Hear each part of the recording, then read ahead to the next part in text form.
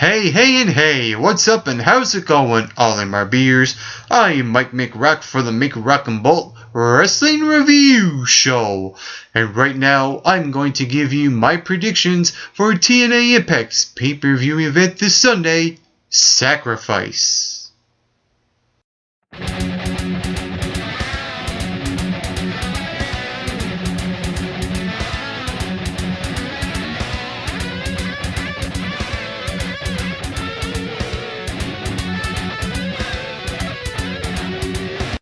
When it comes to the matches on the card for TNA Sacrifice this Sunday on pay-per-view, a lot of them I just can't get behind at all. But there's one match in particular that does feel legit. It feels like it could be a good match, and ultimately at the end, this overall Sacrifice pay-per-view could end up being a one-match show, but I hope I'm wrong. So with all that aside, let's get right down to it and talk about the matches that are on the card. And the first match is a committed match between Mr. Anderson versus Samuel Shaw. Now, I don't know what this match is going to be like. Whatever a committed match is, I have no idea. But feel free to comment below and tell me what that is. But with that being said, I don't expect this to be a really good match at all because of their past pay-per-view match at Lockdown. And I thought that was really bad. This might end up being really bad as well. I feel like TNA needs to have a better dance partner for Samuel Shaw to being put over with this cool and interesting and different gimmick. That's what I think here, in my opinion. And with that being said, I think, in all honesty, I think Samuel Shaw should go over in this match, only due to the fact that they should be pushing Samuel Shaw in the right direction. Why have him lose to Mr. Anderson and not go anywhere after that anyway? So I see Samuel Shaw going over. I don't see Mr. Anderson winning this match whatsoever. And I hope this is the last time that these two wrestle. I mean, it's one thing to have somewhat decent promos in their storyline, but it's a whole different story when they're wrestling one-on-one. It's terrible. Moving on to what feels like a throw-in stipulation for two guys to me that had a feud, but there's no need to continue it. And that's James Storm versus Gunner in the I Quit match. And like I said, this is a throw-in stipulation between two guys that should not face each other anymore because, to me, they had a really good show-stealing match at Lockdown. And I don't think that they can live up to that match following that, for the simple reason is because they should not wrestle each other.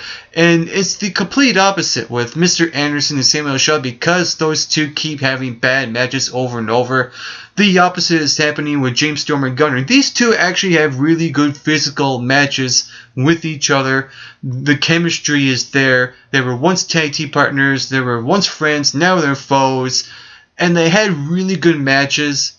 But there has to be a point in time where you just need to stop facing each other due to the fact that the babyface keeps going over every single time.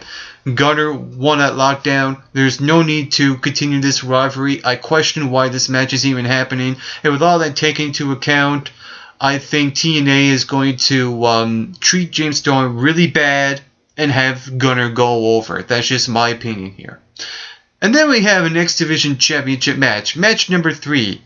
And it's Tigre Uno challenging Sonata for the X Division Championship.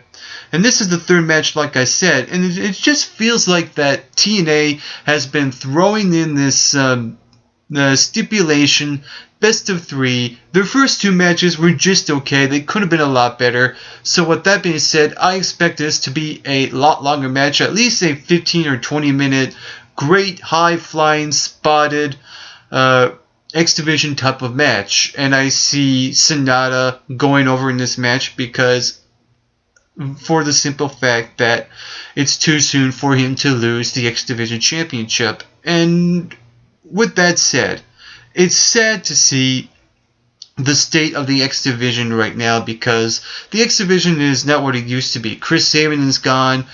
Bad Influence's contracts are coming up, and it doesn't look like they're going to renew their contracts at all. What the hell happened to Alex Shelley and Manic? But at least they got Kenny King, and the only little issue I have with that is that he should be on this card. Kenny King should be on here, somewhere, shape, or form. Put him on the show. I don't care how you do it. Just have him wrestle in the match, have him kind of promo, do something. Put Kenny King on TNA Sacrifice. That's all I ask.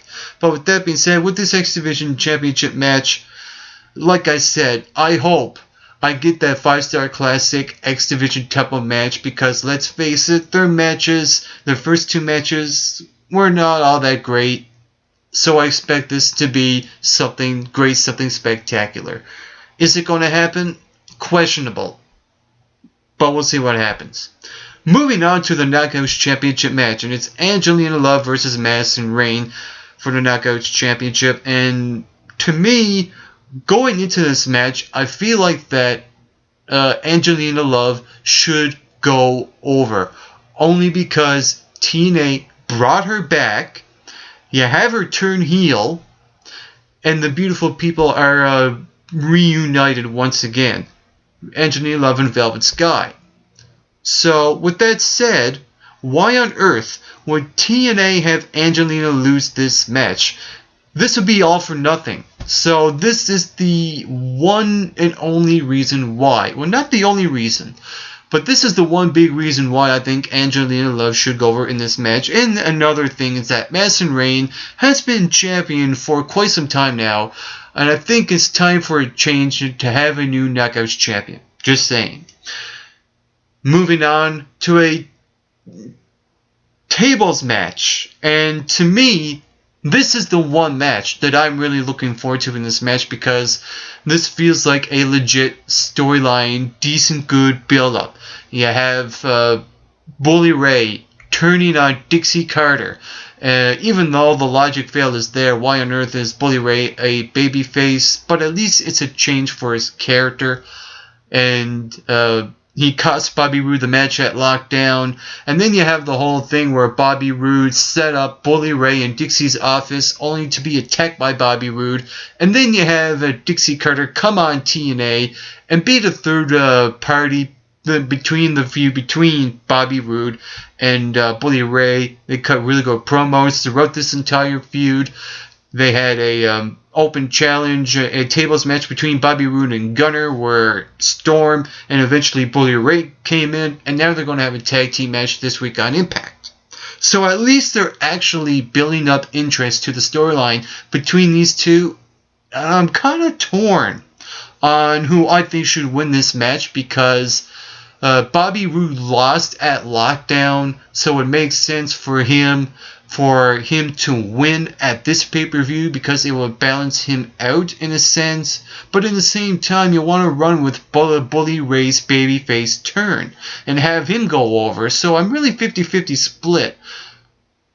But in all honesty, I think when it really comes down to it, I think Bully Ray should go over, because he has been looking great ever since he turned babyface. But yet again, you can make the same point with Bobby Roode as a heel. He's great as a heel. So like I said, I'm torn. So I'm okay with either one of these guys winning this match. And you know, when you have a really good match coming up at a pay-per-view, when you're torn on who the winner should be. So this could actually make a suspenseful, thrilling kind of match. It's almost like you're going to watch a movie and you don't know what the ending is going to be, because there's no predictability here. It shouldn't be predictable. And that's the beauty of this match. And I hope something good comes out of it. And I expected something good to come out of this match. And like I said, this feels like a one-match card. And this is the one match to me that feels like will be the match of the night. But I hope I'm wrong. I hope every match in its own way will end up being good matches. Moving on to the tag team match. And it's Willow and Kurt Angle versus Ethan Carter and Rockstar Spud. Now, I wish that TNA booked this match a lot better.